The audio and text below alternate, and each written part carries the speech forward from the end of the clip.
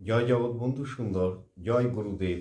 আমি ব্রহ্ম গায়ত্রীর কিছু কথা বা তাৎপর্য একটু তুলে দেওয়ার চেষ্টা করছি। আপনারা মন দিয়ে শুনুন।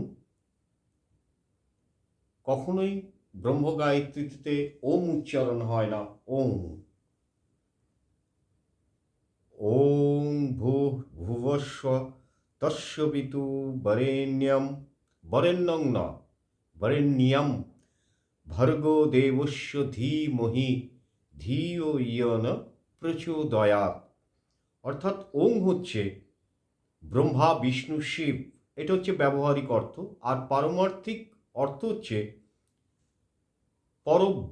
পরম ব্রহ্মের বীজ। পরব্রহ্মের বীজ।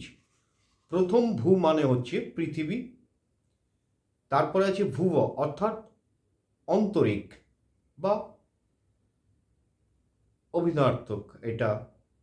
আর স, প্রথম স আছে তন্তের শয় বয় বিসর্গ, স মানে আকাশ।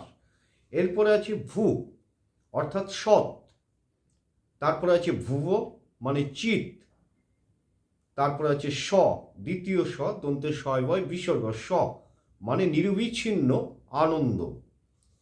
তারপরে আছে সবিতু দেবস্য অর্থাৎ সবিতা দেবতার।